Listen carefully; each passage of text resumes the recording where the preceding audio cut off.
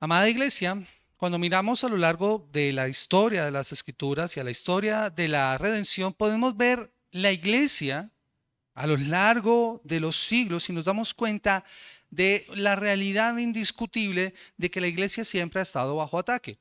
Indudablemente, y yo creo que si usted ha visto noticias y muy seguramente ha conocido alrededor del mundo cómo a cristianos en distintos lugares se les ha perseguido, pero es que esto no es nuevo. La iglesia siempre ha estado rodeada por el conflicto. El pueblo de Dios ha enfrentado oposición. Y lo vimos nosotros precisamente la semana pasada cuando vimos que Pedro, después de que predica y ocurre la sanidad del cojo y es entregado por el Sanedrín lo amenaza para que no vaya y predique la palabra del Señor. Y eso ocurrió desde los primeros días. La iglesia ha sido perseguida, ha sido difamada, ha sido menospreciada por distintas personas, por muchos imperios. Gobernantes han intentado erradicarla y sofocar el mensaje que la iglesia trae para evitar que pueda seguir dando testimonio.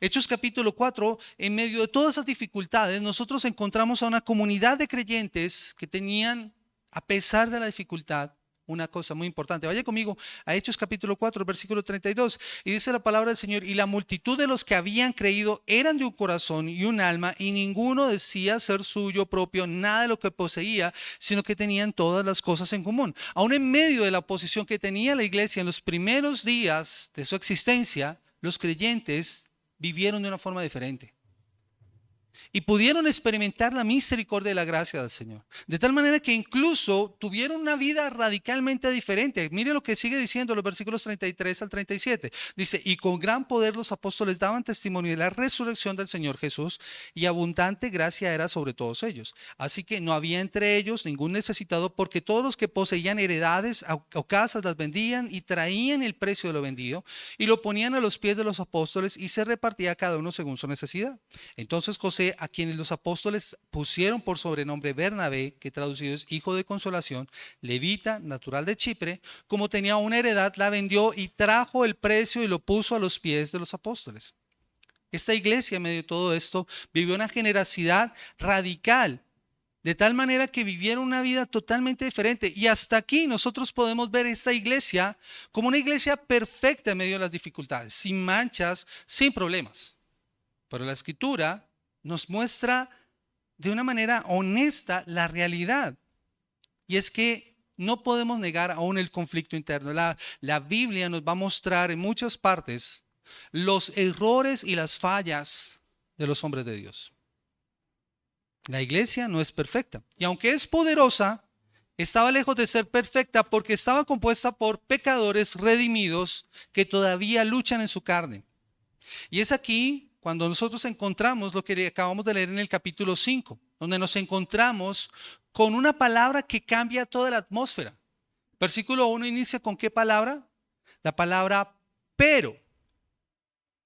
Y ese pero tiene que llamarnos la atención, porque lo que señala es un contraste entre lo que estaba pasando. Allí se rompe lo que está ocurriendo. El texto comienza diciendo: pero cierto hombre llamado Ananías con Zafira su mujer. Ese pero entonces va a marcar un contraste de luz y oscuridad, de cosas buenas y cosas malas que estaban pasando. Pasamos de la generosidad auténtica de un hombre como Bernabé, aquel que era llamado el hijo de consolación, a la hipocresía calculada de un hombre y una mujer llamados Ananías y Zafira. Pasamos de ver la iglesia llena del Espíritu Santo a corazones llenos por Satanás. Y este relato, mis amados hermanos, nos muestra que la iglesia aún enfrenta problemas en el interior. Y nos muestra que hay hipocresía y que este no es un asunto menor y que debe ser tratado minimizándolo o ignorándolo, porque es una amenaza a la vida espiritual de la iglesia que están haciendo en Israel. Para entender lo que Dios en su gracia está mostrando acá, es necesario considerar a estos dos miembros de la iglesia en pleno culto de adoración. Y tenemos que considerar con seriedad este pasaje, lo que este pasaje nos quiere mostrar. Así que mi objetivo en esta mañana, mis amados hermanos, es que nosotros podamos comprender la demanda de la santidad que nos brinda la gracia, o que nos otorga la gracia, y que cultivemos un temor reverente, mis amados hermanos, que nos impulse a ser sinceros y a vivir sin hipocresía. en este sermón que yo he titulado Una iglesia viva que debe ser santa. Una iglesia viva que debe ser santa. Y a la luz del pasaje de Hechos capítulo 5, hay una pregunta que nosotros deberíamos hacernos y con la cual yo quiero que tengamos en mente en esta mañana. ¿Por qué Dios juzgó tan duramente? ¿Por qué Dios juzga a Ananías y a Zafira tan severamente? ¿Y qué nos revela este juicio sobre cómo debe ser una iglesia viva que debe ser santa? Mis amados hermanos, es indudable que este pasaje nos señala algo tremendo, a lo cual no podemos ignorar. Y lo primero que nosotros debemos ver es que Dios juzga severamente a Ananías y Zafira y nos revela ese juicio en cuanto a la iglesia que nosotros debemos ser como una iglesia viva, santa, es que se debe mantener una imagen, ellos son juzgados más bien por mantener una imagen hipócrita de piedad. Ellos son juzgados por mantener una imagen hipócrita de piedad. Acompáñenme nuevamente a Hechos capítulo 5, el versículo 1 y el versículo 2 dice la palabra del Señor.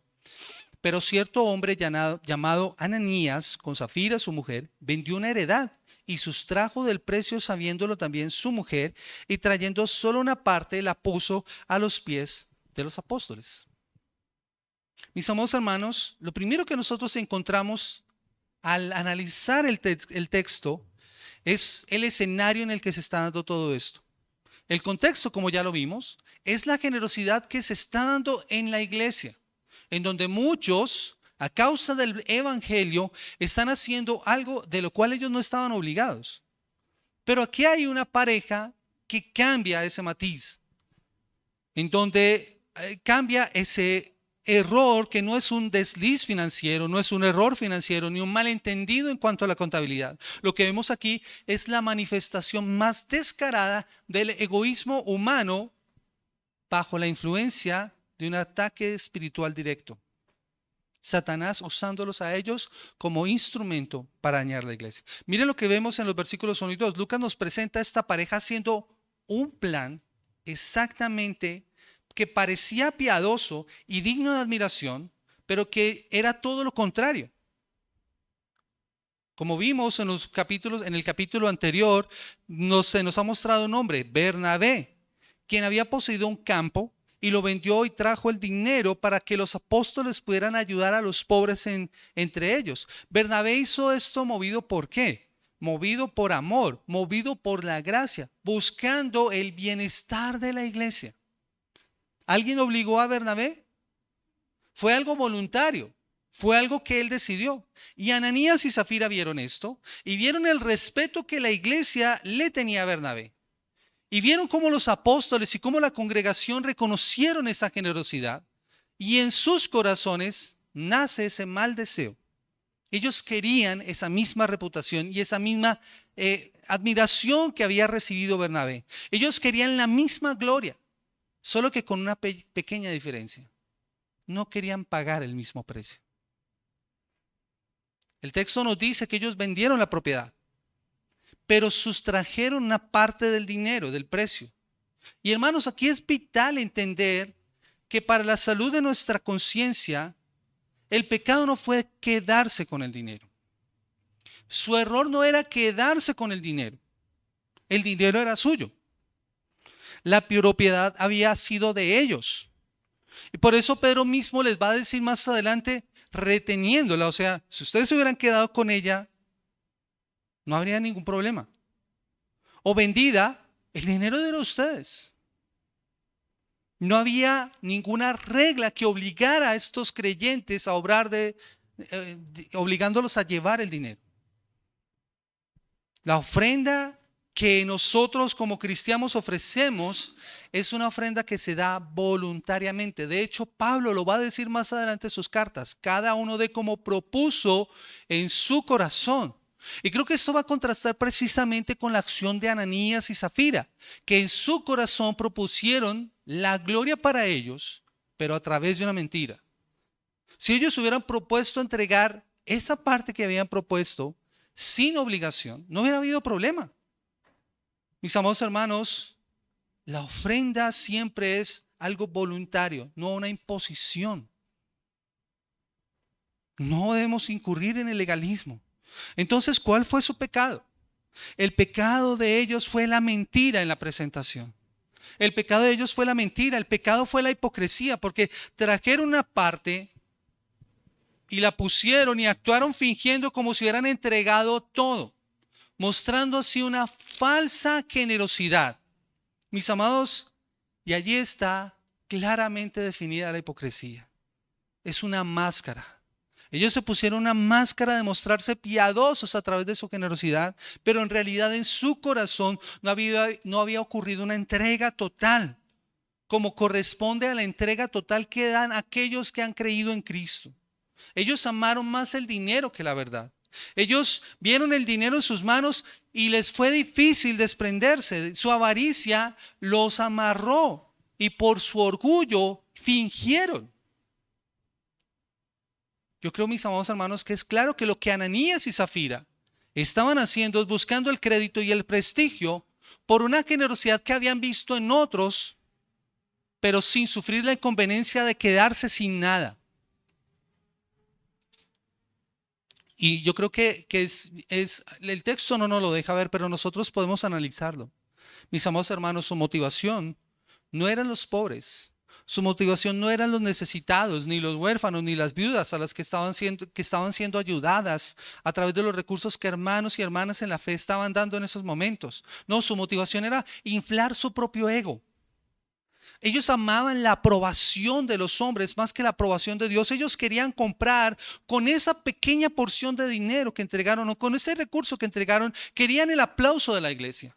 Ellos querían robarse la gloria que le pertenece al Señor. Y hermanos, aquí nosotros debemos preguntarnos, ¿cuántas veces nosotros hemos actuado de la misma manera? ¿Cuántas veces debemos nosotros tener cuidado con lo que estamos dando porque estamos buscando el reconocimiento para nosotros? ¿Cuántas veces hacemos cosas en la iglesia esperando que alguien nos vea y que alguien nos felicite? La motivación no es el servicio, sino el reconocimiento. La motivación no es el apoyo y la bendición a otro, sino el aplauso. El pecado, mis amados hermanos, es actuar de esa manera. Y el pecado no ocurre en el vacío. Por eso lo que hace Pedro es señalar precisamente la acción de estos hombres, de este hombre y de esta mujer, llenos del Espíritu Santo. Él no ve la ofrenda externa. Mis amados hermanos, nosotros tendemos a mirar lo externo y nos dejamos cautivar por eso. Pero el Señor conoce los corazones. Y Pedro, lleno del Espíritu Santo, él ve más allá de la intención de Ananías y de Zafira. Y por eso en el versículo 3 lanza esa pregunta que indudablemente debió retumbar en el corazón de Ananías. Escuchen lo que dice Pedro. Y dijo Pedro: Ananías, ¿por qué llenó Satanás tu corazón para que mintieses al Espíritu Santo y sustrajeses del precio de la heredad? Esa es una pregunta directa y al corazón del ser humano, al corazón de Ananías. Aquí se nos revela el verdadero enemigo detrás de la hipocresía. Satanás indudablemente está actuando o actuó sobre la vida de este hombre. Porque Satanás va a buscar por todos los medios destruir la iglesia. Satanás odia a la iglesia que está unida, a la iglesia que busca ser generosa, a la iglesia que busca ser pura. Él sabe que una iglesia así es peligrosa para el reino de las tinieblas. Una iglesia que busca en oración al Señor, una iglesia que desea servir al Señor, una iglesia que proclama el nombre del Señor, es un enemigo que él busca derrotar, que él busca destruir, que él busca sacar del camino. Y aquí está haciendo de esta misma manera. Él sabe que una iglesia sí es peligrosa. Si no puede destruirla como lo intentó hacer por medio de las amenazas, va a intentar destruirla desde adentro. ¿Y cómo? Cuando a través de las acciones de los creyentes se abre la puerta para la codicia y para la vanidad. Indudablemente, Satanás va a usar nuestro pecado para llevarnos a que nosotros nos alejemos de él. Mis amados hermanos, noten por eso lo que dice Pedro. No dice Pedro que Satanás lo obligó a actuar. La pregunta es: ¿por qué ha llenado Satanás tu corazón? O sea, ¿por qué dejaste que esta tentación fuera más grande que tú. Aquí implica entonces una responsabilidad de parte de Ananías. Ananías permitió ser llenado, él concibió este asunto en su corazón. Mis amados hermanos, el enemigo obra en nosotros llevándonos a través de nuestras pasiones y nuestros malos deseos. Y eso fue lo que obró en el corazón de Ananías. Un hombre que seguramente deseaba el reconocimiento y el bienestar y se dejó llenar en su corazón por la avaricia. La hipocresía, mis amados hermanos, es como el caballo de Troya para Satanás, en donde él se oculta para poder obrar. Si el enemigo logra que la iglesia se llene de personas que fingen piedad, pero niegan, como dice la palabra del Señor, la eficacia de ella, la iglesia va a perder su poder y su testimonio. Y ese es un riesgo, mis amados hermanos, que nosotros como iglesia no podemos correr. Tenemos que tener cuidado en la forma en como nosotros estamos viviendo nuestras vidas. Mis amados hermanos, el enemigo no es mi hermano que está sentado a mi lado. No es como dice la película, durmiendo con el enemigo. No, mis amados hermanos, el enemigo, mis amados hermanos, es el enemigo que está tratando de corromper nuestra integridad, nuestra unidad y que va a usar nuestras debilidades para hacerlo. Satanás tratará de frenar la iglesia sembrando hipocresía porque él sabe que una iglesia falsa puede predicar un evangelio totalmente diferente, un evangelio que no salva, un evangelio que no es verdadero. Y yo quiero ponerles un ejemplo. Mis amados hermanos, cuando nosotros compramos fruta, nosotros tenemos la tendencia a mirar las frutas que están más hermosas por dentro.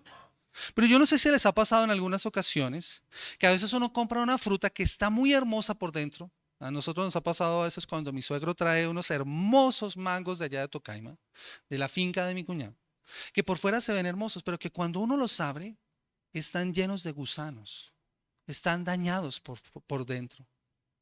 ¿Qué pasa si yo dejo ese mango que está dañado con otros mangos que están buenos? Los otros mangos se van a dañar. Los otros mangos se van a dañar. Esa fruta que por fuera parece buena, pero por dentro está mala, al final va a afectar las otras. Mis amados hermanos, de la misma manera ocurre con el pecado y con la hipocresía. Y eso es precisamente lo que hacen Ananías y Zafira. Por fuera se ven hermosos, pero por dentro habían sido llenados por Satanás para caer en el engaño. Su actuación es como un cáncer, algo que debe ser extirpado, porque si hace metástasis va a dañar el cuerpo. Pero la hipocresía, mis amados hermanos, es terrible no solo porque engaña a los hermanos, sino porque va a dañar a la comunidad, porque va a dar lugar al diablo y porque en esencia eso es un delito y una traición contra el Dios santo y glorioso. Así que, mis amados hermanos, nosotros debemos ver por qué Dios juzga tan duro a Ananías y Zafira tan severamente y cómo esto nos revela cómo debe ser una iglesia viva y santa delante de Dios. Y ellos son juzgados por mentir y tentar al Espíritu Santo. Acompáñenme nuevamente a la palabra en el versículo 3 y el versículo 4. Y dice, y dijo Pedro, Ananías, ¿por qué llenó Satanás tu corazón para que mintieses al Espíritu Santo y sustrajeses del precio de la heredad? Reteniéndola, ¿no se te quedaba a ti? Y vendiéndola no estaba en tu poder. ¿Por qué pusiste esto en tu corazón? No has mentido a los hombres, sino a Dios. Y el versículo 9 dice, Pedro ahora hablando con Zafira, y Pedro le dijo, ¿por qué conviniste a intentar al Espíritu del Señor? He aquí a la puerta, a los pies de los que han sepultado a tu marido y te sacarán a ti. Mis amados hermanos, el pecado de esta pareja no fue un error hacia los hombres. No fue un pecado en contra de Pedro y de los demás hermanos en la iglesia. Fue una ofensa directa contra Dios. Y por eso Pedro, cuando hace la acusación, de inmediato señalan a quien habían ofendido y eleva el nivel de la acusación, mostrándoles lo importante, mis amados hermanos, y la correcta visión que nosotros tenemos que tener de Dios. Miren la acusación de Pedro. Satanás ha llenado tu corazón para mentir mentir al Espíritu Santo. La mentira como un pecado ¿contra quién? Contra el Espíritu Santo, o sea, contra Dios mismo. Y luego en el versículo 4, él sentencia y coloca el último clavo en esa declaración contundente: no has mentido a los hombres, sino a Dios. Hermanos, aquí nosotros tenemos que detenernos a pensar en lo profundo que es esto. Aquí tenemos, mis amados hermanos, la prueba más irrefutable de que el Espíritu Santo es Dios mismo. El Espíritu Santo es Dios mismo, la tercera persona de la Trinidad. El Espíritu Santo no es, como dicen algunos, una fuerza impersonal, así como la ley de la gravedad o la electricidad. No es una energía cósmica, no es algo místico que yo puedo activar como el poder en mi interior o algo así por el estilo. La fuerza que te acompaña de los Jedi. No, no es un sentimiento emocional, mis amados hermanos. Es la tercera persona de la Trinidad, uno con el Padre, uno con el Hijo. Mentirle al Espíritu Santo es mentirle al Dios soberano del universo. Ananías pensó que estaba engañando a Pedro. Ananías pensó que estaba engañando a un simple pescador de Galilea. Pero Pedro le va a aclarar: tu traición no es contra mí. Tu traición es contra el dueño de la iglesia. Tu traición es contra Dios mismo. El pecado de Ananías fue actuar, como lo hemos dicho nosotros en otras ocasiones, como un ateo práctico. ¿Qué es un ateo práctico? Un ateo práctico es aquel que dice que cree en Dios, pero vive como si no existiera. Vive en un momento de culto adorando a Dios, pero el resto de la semana lo ignora. Es como si más bien él no creyera en ese Dios que está activo y presente. Es como si el Espíritu Santo no hubiera estado presente allí. Y lo que ignora, mis amados hermanos, Ananías, es que el Espíritu Santo está escudriñando los corazones y las mentes. ¿Recuerdan cuando Jesús habla acerca de la venida del Espíritu Santo, del Consolador que le enviaría? Él dice a los apóstoles que él convencería al mundo de pecado, de justicia y de juicio, que él le recordaría las palabras del Señor. Así que mentirle al Espíritu Santo es mentirle a Dios mismo. Así que Pedro se toma el tiempo para aclararle a Ananías lo que había hecho. Y le señala no solamente su pecado contra Dios, sino su error en la mayordomía. ¿Por qué? Porque le dice: reteniéndola no se te quedaba a ti, vendiéndola no estaba el dinero en tu poder. Aquí lo que vemos nuevamente, mis amados hermanos, es que no hay una obligación a la generosidad. Era algo voluntario. La propiedad privada dentro de la iglesia existía y era respetada. La generosidad era voluntaria. Dios ama al dador alegre y no al que es forzado a dar.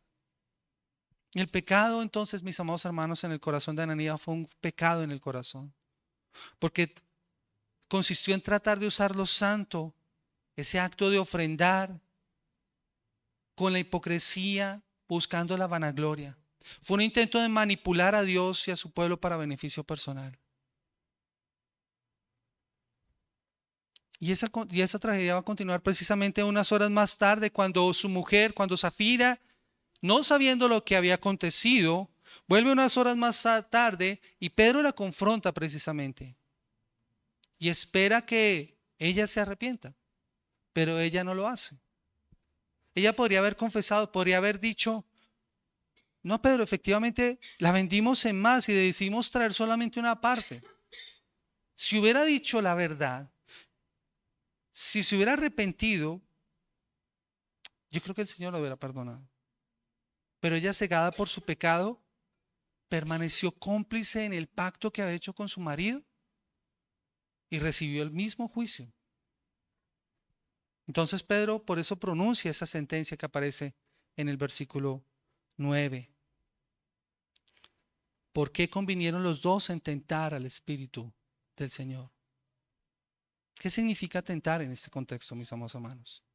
Ellos intentaron poner a prueba la paciencia, la santidad y la omnisciencia de Dios. Ellos pensaron que podían retar a Dios. Ellos pensaron que podían actuar en arrogancia diciendo: podemos hacer esto y nadie se va a dar cuenta. Mis amados hermanos, qué error tan lamentable.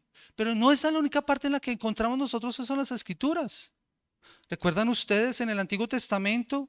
Recién se ha establecido el sacerdocio, los dos hijos de Aarón, Nadab y Abiú, que tenían la responsabilidad de ofrecer el incienso delante del Señor, entran de una manera que no les corresponde al lugar santísimo y encienden un fuego que el Señor no había mandado que se encendiera, y de inmediato en ese mismo lugar el juicio de Dios cayó sobre ellos. Acab, ¿recuerdan ustedes Acab en Josué? Dios dijo, no tomes del anatema. Y él vio un manto babilónico, unos lingotes y dijo, a nadie se va a dar cuenta, la ciudad va a ser destruida. Esto se va a perder. Yo me lo llevo, lo guardo para mí, le doy un regalito a mi esposa. No estoy bromeando, ¿no? Pero ¿cuál fue su intención en su corazón, mis amados hermanos? ¿Recuerdan ustedes? En ese momento no recuerdo el nombre, cuando David intenta llevar el arca del pacto a Jerusalén. Un hombre usa, extiende las manos sobre el arca porque ésta se estaba cayendo cuando la estaban llevando en la carreta. Él pensó que era más santo que Dios y tocó el arca y de inmediato cayó fulminado por la santidad de Dios. Mis amados hermanos, nosotros no podemos poner a prueba al Señor y creer que vamos a salir inmunes. Tenemos que tener cuidado. ¿Hasta dónde podemos llegar? Mis amados hermanos, la pregunta que muchos se hacen es, ¿Dios realmente sabe lo que estamos haciendo en secreto? ¿A Dios realmente le importa? Al fin y al cabo, Él es amor, dicen algunos, Él es gracia, Él no va a hacer nada, Él me perdona, Él me ama. Mis amados hermanos, qué arrogancia tan grande, qué error tan fatal. Y en el caso de Ananías y Zafira, ellos toleraron el pecado y recibieron las consecuencias de haber tolerado el pecado en sus vidas. Y ese es uno de los peligros más grandes y devastadores en la iglesia contemporánea. Mis amados hermanos, nosotros hemos llegado a un cristianismo en donde hemos minimizado a nuestro Dios, hemos minimizado el evangelio, hemos caído en un evangelio reduccionista que dice, todo está bien entre Jesús y yo, y no importa cómo viva, no importa cómo me sienta, sino importa si el Señor realmente me ama, me va a aceptar tal cual yo soy, con mi pecado, y yo voy a estar bien. Y decimos de una manera arrogante y equivocada, Dios ama al pecador y odia al pecado. Y mis amados hermanos, la escritura señala todo lo contrario. Dios está enojado, airado con el impío todos los días de su vida. No podemos separar el pecado del pecador. Pero la Biblia, mis amados hermanos, nos enseña que el verdadero mensaje de la gracia que justifica es que esa gracia también santifica. La gracia no es una licencia para que nosotros vivamos de cualquier manera. Yo creo que Ananías y Zafira habían experimentado esa gracia, pero no la comprendieron ni la usaron como libertad para pecar. Pablo lo va a hablar más adelante en la carta a los Gálatas cuando le dice a la iglesia de Galacia que la gracia no es una oportunidad para el pecado. Quienes han sido libertados del pecado no pueden seguir viviendo en él, dice Pablo a los romanos. La gracia no es una libertad, no una licencia para el libertinaje, no es una licencia para el pecado. Es el poder divino que transforma nuestro carácter. Si la gracia no nos ha transformado y no ha transformado nuestro carácter, entonces estamos en problemas porque la gracia nos hace odiar la mentira, nos hace odiar el pecado, nos ayuda a vivir en integridad. Aquel que ha entendido el mensaje de la gracia, el mensaje del evangelio, no persevera en el pecado. Batalla contra él con todas las fuerzas de su ser, todos los días de su vida. Por eso este error de Ananías y Zafira es tan grave. Ellos insultaron al Espíritu Santo que les había dado la gracia y pensaron que podían ofenderlo y salir inmunes. Y allí está su error. Mis amados hermanos, no podemos ignorar esto. No podemos pensar que nosotros podemos ir a un estrado judicial y hacer un juramento, decir la verdad, solo la verdad y nada más que la verdad, y decir una mentira flagrante delante del juez y pensar que vamos a salir inmunes. Eso se llama prevaricato. ¿Sí es prevaricato? Cuando se miente bajo juramento. ¿Sí, señor abogado? Eso es mentir, mis amados hermanos. Pero ¿cuántas veces nosotros estamos prevaricando contra Dios? No, eso no es prevaricato, estoy mintiendo. Perjurio se llama eso. Gracias, Diego. Perjurio. Eso es mentir bajo juramento, mis amados hermanos. Pero ¿cuántas veces nosotros no cometemos perjurio delante de Dios con nuestras acciones? Y pensamos que Dios, como es bueno, como es santo, como es buena gente, entonces nos va a perdonar. Eso es una mentira, mis amados hermanos. Eso es una ofensa directa contra la justicia de Dios. Ananías y Zafira entraron al lugar donde estaba la presencia de Dios, donde se manifiesta el poder, y allí en el trono de la gracia escupieron una mentira y pensaron que saldrían inmunes, pero allí mismo obtuvieron su condena. Y yo creo que lo que Dios está haciendo precisamente en esos primeros días de la iglesia, como lo hizo en Israel cuando Nadab y Abiud entraron arrogantemente ante la presencia de Dios para ofrecer fuego extraño que el Señor no les había permitido, es sembrar las bases de un temor reverente a la iglesia. Dios no podía permitir que el cimiento de su iglesia fuera puesto sobre una base que no correspondía, a través de la hipocresía, del fingimiento, de la mentira. Y eso llevó precisamente a una respuesta divina de parte de Dios, una respuesta inmediata de parte de Dios, lo que nos lleva de paso a nuestro tercer punto, mis amados hermanos, y es que Dios juzga tan severamente a Ananías y Zafira, y esto revela cómo debe vivir una iglesia viva y santa, y esto lleva a la purificación de la iglesia, para la purificación de la iglesia. Versículo 5 al versículo 11. Al oír estas palabras, al oír Ananías estas palabras, cayó y expiró, o murió, y vino un gran temor sobre todos los que lo oyeron. Y levantándose los jóvenes lo envolvieron y sacándolo lo sepultaron. Pasó un lapso como de 3 horas y sucedió que entró su mujer no sabiendo lo que había acontecido. Entonces Pedro le dijo: dime, ¿vendiste en tanto la heredad? Y ella dijo: sí, en tanto. Y Pedro le dijo: ¿por qué conviniste en tentar al Espíritu del Señor? Y a la puerta a los pies de los que han sepultado a tu marido y te sacarán a ti. Al instante ella cayó a los pies de él y expiró. Y cuando entraron los jóvenes la hallaron muerta, y la sacaron y la sepultaron junto a su marido. Y vino gran temor sobre la iglesia y sobre todos los que oyeron estas cosas. Aquí es donde llegamos entonces al desenlace de este texto. La parte que a muchos les cuesta digerir. Esto ofende la mentalidad moderna. ¿Cómo Dios va a juzgarlos tan severamente? El juicio cae y no es un acto de crueldad de parte de Dios. Es una medicina necesaria. Por eso leemos nosotros que cuando Ananías oyó estas palabras, dice que cayó y expiró o murió. Y luego en el versículo 10 nos dice que lo mismo ocurrió con Zafira, con su mujer. Hermanos, yo sé que a muchas personas en la actualidad esto le choca. Vivimos en una cultura que ha querido domesticar a Dios, que ha querido minimizar a Dios. Le dice Diosito, Papito Dios. Papito Dios, en esa minimización haciendo a Dios a nuestra imagen y a nuestra semejanza, minimizando al Dios santo. Hacemos de Dios un abuelo que solamente da regalos pero que no disciplina. Ese abuelo bonachón. Nos preguntamos, escandalizados, y muchas personas se escandalizan: ¿cómo es posible que Dios, ese Dios de amor, ese Dios bueno, castigue así tan severamente a 2 personas?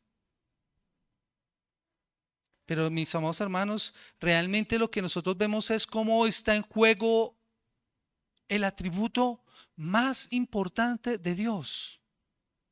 Tan importante es que en la Escritura, cuando es presentado, es señalado 3 veces para implicar la importancia de este atributo. Dios es santo, santo, santo. ¿Sí se han dado cuenta? De la Escritura no aparece Dios es amor, amor, amor, o Dios es bueno, bueno, bueno. No dice Dios es santo, santo, santo. Y es importante que nosotros recordemos eso, iglesia, porque Dios es fuego consumidor. Sí, Dios es amor. Y gloria a Dios por ese Dios misericordioso, bueno, que nos ama. Pero no podemos ignorar que este Dios bueno y misericordioso que nos ama, también es fuego consumidor. Muchos siervos en la historia han pensado de este pasaje esto, iglesia. Mis amados hermanos, si a ti te sorprende que Dios castigara tan severamente a Ananías y Zafira, más bien deberías dar gracias al Señor. Porque realmente lo que debería sorprendernos y lo que debería hacernos temblar ante la presencia del Dios Santo al que estamos, en cuya presencia estamos, es porque nos siguen ocurriendo este tipo de muertes en la iglesia. Mis amados hermanos, levante la mano quien esté libre de pecado. ¿Y por qué no hemos sido consumidos por la santidad de Dios? Por su misericordia. Dios actúa porque su santidad importa y porque Él estaba estableciendo las bases y el fundamento para la iglesia que ellos necesitaban. Si Dios hubiera permitido la hipocresía en la iglesia y que esa hipocresía echara raíces en tolerar la burla y el engaño al Espíritu Santo, la iglesia no habría tenido la pureza ni el poder para sobrevivir lo que vendría más adelante. La iglesia habría nacido muerta. La iglesia habría nacido infectada de corrupción. Así que Dios, como un buen cirujano que cuando hay una emergencia actúa para salvar la vida del paciente, actuó. Si una persona llega en una condición grave y el cirujano tiene que amputar un miembro porque de eso depende la vida de la persona, él lo va a hacer. Él extirpa el cáncer antes de que el cáncer mate el cuerpo. Y este castigo tenía que ser ejemplar, tenía el propósito de mostrarle a la iglesia y también mostrarnos a nosotros que Dios no tolera que se juegue con Él, que Él defiende su nombre y él va a buscar la pureza de su pueblo. Por eso Dios va a usar a Pedro para que pueda señalar el pecado, pero quien ejecuta la sentencia es ¿quién? Dios mismo. Pedro aquí es el fiscal que señala la acusación, pero quien ejecuta la sentencia es Dios como juez. ¿Y cuál es el resultado de este juicio? La respuesta de la iglesia es el temor. Y vino gran temor sobre toda la iglesia y todos los que oyeron estas cosas. Y créame, iglesia, que nosotros tenemos que pensar muy seriamente en esto. Nosotros estamos siempre ante la presencia del Dios Santo. ¿Te das cuenta de eso? ¿Te das cuenta que estás siempre delante del Señor? Sus ojos atalayan, dice la palabra del Señor, toda la tierra. O sea, sus ojos están observándolo todo. Dios ve cuando estamos nosotros en lo público y en lo privado. Dios nos ve. Eso debería hacernos conscientes a nosotros en cuanto a nuestra batalla contra el pecado.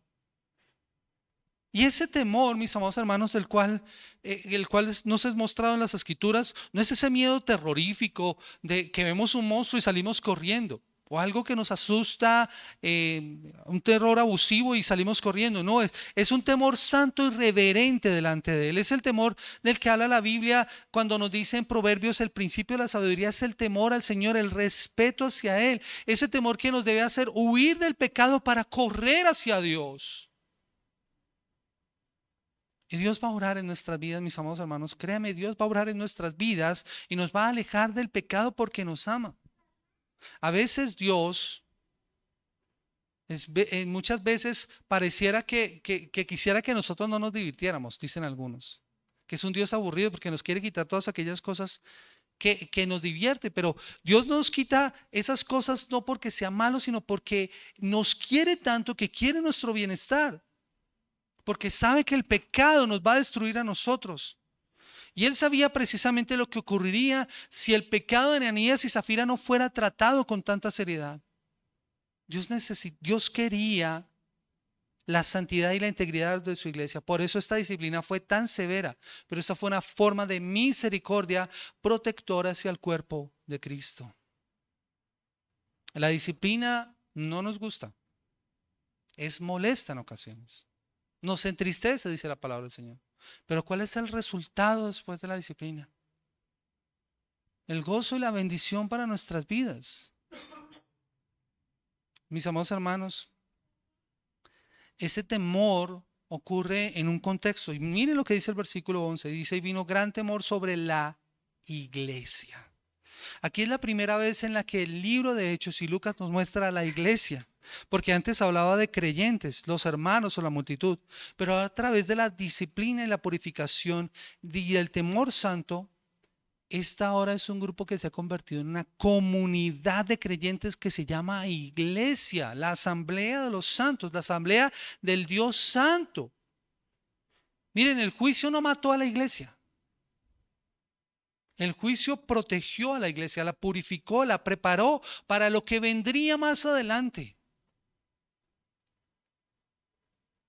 Para ese crecimiento que continuaría teniendo la iglesia. Por eso les digo, mis amados hermanos, a veces hay situaciones en las que una persona o un paciente pueda llegar con un miembro de su cuerpo con gangrena. ¿Y qué pasa si el miembro de un cuerpo está con gangrena?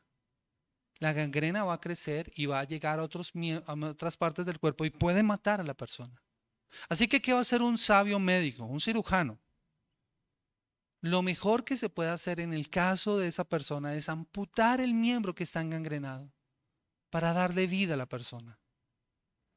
El pecado es de la misma manera y tiene que ser tratado de esa manera, de una manera radical. Y Dios va a obrar en nuestras vidas precisamente para eso, de una manera radical contra nuestro pecado. Y alguien podría decir que eso es cruel. Puede parecer cruel, pero es necesario en nuestras vidas. El juicio sobre Ananías y Zafira fue como esa amputación divina. Fue con severidad, pero mostrando misericordia, porque la intención era proteger al cuerpo de Cristo de esa gangrena mortal de la hipocresía para que la iglesia pudiera vivir y avanzar. Hermanos, mis amados hermanos, la iglesia de Hechos siguió adelante y fue más fuerte y enfrentó las dificultades y enfrentó las batallas entendiendo el temor de Dios. Por eso el temor de Dios no puede ser minimizado. La santidad de Dios no puede ser burlada, mis amados hermanos. Juan lo leía muy bien al principio. Sin santidad nadie verá a Dios. ¿Por qué tomamos esas palabras con tanta ligereza? Nosotros debemos pararnos frente al espejo de la palabra y pedirle al Señor que por su Espíritu Santo nos examine a nosotros y nos pruebe y vea si en nosotros hay camino de perversidad y nos limpie, dice la Escritura. Debemos pedirle al Señor que nos ayude. Yo quiero ir cerrando, mis amados hermanos, en esta mañana con algunas conclusiones y algunas aplicaciones. Iglesia, al leer el libro de los Hechos, nosotros podemos ver la obra de Dios. Pero esa obra demanda que su obra, precisamente la obra de Dios, se haga a su manera, como Él quiere. Y eso implica un reconocimiento de quién es Dios. Y quiero que, mis amados hermanos, entendamos esto. Debemos indudablemente entender la seriedad con la que debemos tratar con el pecado. Debemos confrontar el pecado sin importar de quién venga. Posiblemente y probablemente Ananías y Zafira eran personas pudientes porque tenían un terreno en Israel. Mire, hermanos, nosotros vivimos en una sociedad en donde el metro cuadrado en esta ciudad es costosísimo. Casi que comprar una casa o un apartamento en esta ciudad se vuelve un lujo por lo costoso que es. Pero quien tiene la bendición de eso, se pueden decir que están en una condición económica mucho mejor que otras personas. Pero ahora imagínense esto, si eso es para nosotros en este lugar, imagínense en Israel, que es la tierra prometida. Los terrenos en Israel no se vendían a perpetuidad. Cada tanto tiempo tenían que ser devueltos a sus dueños si habían sido vendidos para pagar un préstamo o algo así por el estilo. Así que lo que estaban haciendo ellos era una muestra de mucha generosidad cuando vendían. Entonces, posiblemente Ananías y Zafira eran personas influyentes en su comunidad, pudientes económicamente hablando. Pero Pedro fue valiente Y sin importar quiénes eran Ananías y Zafira, denunció su pecado y no tuvo miedo de confrontarlo. Él confrontó el pecado a pesar de la posición económica de estas dos personas. Y eso nos enseña una lección vital como iglesia.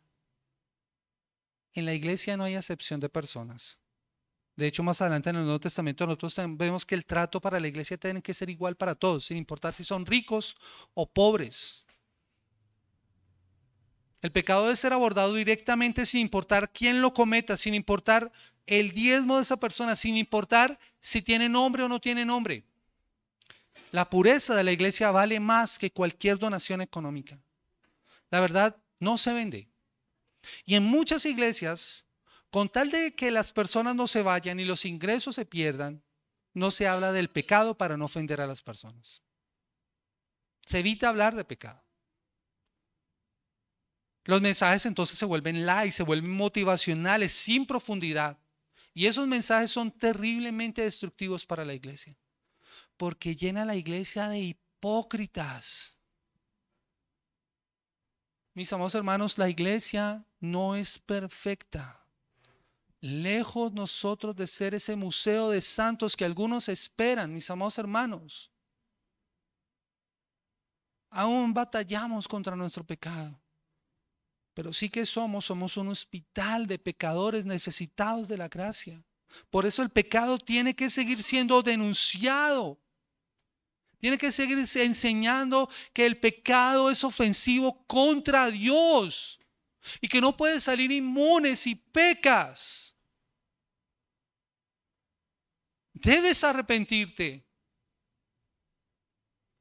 Debemos con urgencia, mis amados hermanos, también dejar de mirar a Dios con esa imagen minimizada y superficial de Dios. Si el pecado de esta pareja nos ofende, nosotros debemos tener muy en cuenta que hemos ofendido a Dios rebajando a Dios a nuestro nivel y no considerándolo como lo que es el santo, santo, santo. Así que la lección es muy importante hoy, mis amados hermanos. La santidad de Dios es un asunto de vida o muerte. La santidad de Dios es un asunto de vida o muerte. Por eso es que no nos debería sorprender que ellos murieron. Lo sorprendente, mis amados hermanos, es la paciencia que Dios nos tiene hoy a nosotros. Y por eso nosotros debemos recuperar el temor de ese Dios santo delante del cual estamos. No debemos creer en ese evangelio barato y diluido que dice que puedes ser cristiano y vivir de cualquier manera. O que usa la gracia para que tengas una licencia para pecar. O ese evangelio falso y mentiroso que enseña que tú puedes dar a Dios una parte y que el Señor te va a devolver eso multiplicado. Y que Dios quiera que tú seas próspero, bendecido. No, mis amados hermanos. Nosotros necesitamos recobrar el evangelio fiel que enseña que la salvación por gracia nos lleva a vivir una vida diferente, que la gracia no es una licencia para pecar, que es el poder divino para dejar de pecar, que si en nuestra vida no estamos mostrando la generosidad y la verdad y la obediencia, tenemos que preguntarnos si realmente hemos entendido la gracia. La gracia que nos dice que Cristo, siendo rico, se hizo pobre para que nosotros en su pobreza fuéramos enriquecidos. Esa es la motivación para nuestra generosidad. El evangelio de la gracia. Si Cristo nos perdonó a nosotros, ¿por qué nosotros no perdonamos? La gracia, mis amados hermanos, nos hace a nosotros como Jesús. Nos hace obedientes, nos hace generosos, nos hace decir la verdad, nos hace alejarnos del pecado. Mis amados hermanos, el pecado de Ananías también consistió precisamente en que tenían un amor desordenado. Su amor no era para Dios. Su amor era para el dinero. Su amor era por el aplauso y la aprobación de los hombres antes que la aprobación de Dios. Lejos de nosotros eso. Debemos tener cuidado, mis amados hermanos. Tengamos cuidado con tener ese deseo de que los demás se enteren de lo que nosotros hacemos. La palabra de Dios nos dice claramente que tu mano izquierda no sepa lo que hace, tu mano izquierda no sepa lo que hace tu derecha. Cuando estamos buscando ayudar a alguien. No lo hacemos para que nos den likes, la vanagloria, el aplauso. ¿Qué debemos hacer nosotros? Mis amados hermanos, miren, por eso nosotros propusimos desde el año pasado no volver a pedir a las personas que pasaran al frente a ofrendar. Nosotros creemos que eso debe ser una motivación del corazón, nacido de la respuesta de la gracia. Aquellos que hemos entendido la gracia y que sabemos la responsabilidad que tenemos para con la iglesia, lo hacemos con un corazón no esperando el aplauso. Y lo hacemos sin que nadie nos vea. ¿Y qué es lo que estamos buscando? ¿El reconocimiento del público? No, mis amados hermanos, la gloria sea toda para el Señor. Esa debe ser nuestra motivación, no el aplauso de la congregación. El único aplauso que nos debe importar es el aplauso y el reconocimiento a nuestro Dios. Y mis amados hermanos, la verdad es que ese ya se lo llevó Cristo en la cruz del Calvario. La Escritura dice que al final nosotros recibiremos unas coronas. ¿Sabían ustedes eso? Recibiremos una corona. ¿Y sabe qué vamos a hacer con esa corona? No nos vamos a sentar como reyes a gobernar un gran territorio como piensan los reyes de la tierra. Mis amados hermanos, nuestras coronas las arrojaremos en adoración a nuestro Dios. Al reconocimiento de la grandeza del que nos salvó. Esa será nuestra recompensa. La recompensa de poder escuchar al Señor. Buen siervo y fiel. En lo poco has sido fiel, en lo mucho te pondré. Entra en el gozo de tu Señor. Esa es nuestra recompensa. Esa debe ser nuestra recompensa. La recompensa que tú y yo debemos buscar. No el aplauso de la gente. No el reconocimiento de la gente. No seamos ingenuos, mis amados hermanos. No pensemos que los problemas de la iglesia son solo problemas humanos. Satanás va a intentar frenar la iglesia, desanimándola, queriendo que haya conflicto entre nosotros. Va a intentar frenar la iglesia, especialmente cuando la iglesia entiende la responsabilidad de la cual ha sido llamada. Cuando somos una iglesia que entendemos que debemos predicar el evangelio, que debemos vivir una vida diferente, créame, Satanás va a intentar por todos los medios desanimarnos y va a colocar distintos obstáculos, mis amados hermanos. Y a veces esos obstáculos van a darse entre nosotros mismos, entre los conflictos que podamos tener entre nosotros. Pero mis amados hermanos, mi enemigo no es mi hermano. Mi enemigo es el opositor, el engañador, el padre de mentira. Él es mi verdadero enemigo. Nuestra lucha no es contra carne ni sangre, sino contra huestes, contra potestades, contra principados en las regiones celestes, dice la palabra del Señor. Allí está mi lucha. Pero mis amados hermanos, yo tengo las armas que nos permiten a nosotros batallar. Tenemos el Espíritu Santo que nos ha capacitado a nosotros para dar la batalla. Y podemos enfrentarlo. Así que recuerda, mi amado hermano, mi amada hermana, tu enemigo no es tu esposo, tu esposa, tu enemigo no es tu pastor ni tu hermano en la fe, tu enemigo es el diablo que quiere oponerse a ti para que tú no puedas cumplir con la responsabilidad que tienes por delante. Mantengámonos entonces fieles al Señor, firmes en oración, firmes en la palabra, para que podamos resistir las acechanzas del diablo. Él anda como león rugiente buscando a quien devorar. Y Él va a estar lanzando dardos de fuego constantemente contra la iglesia. Pero mis amados hermanos, nosotros tenemos el escudo de la fe con el cual podemos resistir la palabra. Tenemos la palabra, mis amados hermanos. Tenemos los recursos para enfrentarlo. Pedro le dijo a la iglesia, a los jóvenes, que tenían que sostenerse firmes. Resistir al diablo y él huirá de vosotros. Someteos pues bajo la poderosa mano de Dios. Resistid al diablo y él huirá de vosotros, dice la Escritura. ¿Cómo va a ir Satanás? Debes someterte a Dios a través de su palabra en oración, pidiéndole a Él cada día que te ayude. Resiste al diablo. Finalmente, mis amados hermanos, necesitamos aprender que no necesitamos rebajar el mensaje del Evangelio. No necesitamos avisar las demandas de santidad del Evangelio de Dios para que la iglesia crezca. Mis amados hermanos, hay lugares en donde lo que se quiere mostrar es una iglesia divertida, una iglesia light, una iglesia entretenida para atraer al mundo. Iglesia, nosotros no vamos a hacer eso. No lo vamos a hacer. No vamos a rebajar ni a suavizar las demandas de la santidad de Dios para que la iglesia crezca. Yo creo que después de este juicio aterrador en la iglesia, yo creo que hubo personas que debieron haberse ido después de que esto ocurrió en Hechos. Y habría temor para unirse precisamente a Hechos. Este Dios santo juzga el pecado, pero los verdaderos creyentes, aquellos que el Señor ha llamado y permanecen fieles, se unirán. Así que, mis amados hermanos, debemos buscar la santidad personal y la santidad de la iglesia. Y el Señor traerá a los que han de ser salvos por medio de la predicación del Evangelio, de la proclamación fiel del Evangelio. Eso es lo que somos llamados nosotros a hacer. Proclamemos fielmente el mensaje del Evangelio. No lo minimicemos. No temamos señalar lo que es pecado como pecado.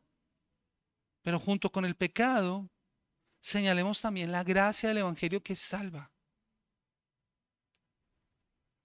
La pureza y la santidad de la iglesia atraerá a los verdaderos creyentes, porque la hipocresía solo atrae hipócritas. Amada iglesia, Dios nos aleja del pecado porque nos ama, y Él no quiere que el pecado nos destruya. Hoy yo te pregunto, y te pregunto con todo el amor, iglesia, con todo lo que este texto nos demanda, ¿te has puesto de acuerdo en tu corazón para ocultar algún pecado? ¿Has permitido que Satanás llene tu corazón para ocultar el pecado en tu vida? ¿Estás viviendo una doble vida? ¿Estás usando una máscara de piedad los domingos mientras vives el resto de la semana como si Dios no existiera? ¿No has mentido a los hombres? ¿Has mentido a Dios? Y no tientes al Espíritu del Señor. No pienses que vas a salir inmune de esto. Pero te tengo una buena noticia hoy. Porque si reconoces tu pecado, y a pesar de que este pasaje nos muestra el juicio terrible que cayó sobre Ananías y Zafira, hay un juicio mucho mayor y mucho más grande que produce nuestra salvación. Ese juicio cayó en la cruz del Calvario sobre Jesucristo. Él nunca mintió, Él nunca fue un hipócrita, Él cargó nuestra falsedad, Él llevó nuestra avaricia, Él cargó con nuestra vergüenza, Él cargó con nuestros pecados, Él murió para que nosotros que éramos hipócritas pudiéramos arrepentirnos y pudiéramos tener vida y perdón. Así que, iglesia, y tú que estás sin Cristo en esta mañana, tú que estás sin Cristo debes escuchar también estas palabras. Corre a la gracia, corre a Cristo. No te escondas detrás de la máscara. Vive en la verdad. Corre con arrepentimiento genuino. Corre a donde hay perdón. Corre a donde hay restauración. Corre a donde hay vida verdadera. Mis amados hermanos, nosotros queremos ser una iglesia viva. Una iglesia santa. Columna y baluarte de la verdad debemos ser. Que el Señor nos ayude para que en verdadera reverencia el Dios santo que nos salvó nos permita ser una iglesia pura que vive en la santidad del Señor. Vamos a orar. Señor y Dios, hoy te queremos agradecer por tu palabra. Queremos pedirte perdón por nuestra hipocresía. Oh Señor, ten misericordia de nosotros. Ten misericordia de nosotros y perdónanos por amar más la gloria de los hombres que tu aprobación. Porque buscamos tal vez nuestra comodidad y nuestro bienestar. Y buscamos, Señor, el reconocimiento antes que tu gloria. Y hemos minimizado tu santidad, hemos minimizado lo que eres tú, Señor. Y tal vez hemos vivido, Señor, una vida que no honra tu nombre. Por eso te pedimos que nos perdones. Señor, haznos íntegros. Haznos hablar con la verdad. Haznos santos como tú eres santo, Señor. Como tú lo demandas en tu palabra, sed santos porque yo soy santo. Ayúdanos a ser santos. Que el mundo pueda ver en nosotros no perfección, no una perfección fingida, que se caiga en nosotros la máscara de la hipocresía, sino que vea en nosotros rendición total delante de ti, Señor. Hoy te pedimos, Señor, que nos ayudes para poder vivir y ser una iglesia santa, Señor. Que seamos una iglesia viva que debe ser santa. Es nuestra oración y nuestro ruego. Y te lo pedimos esto en el nombre de tu Hijo amado, nuestro Señor Jesucristo. Amén.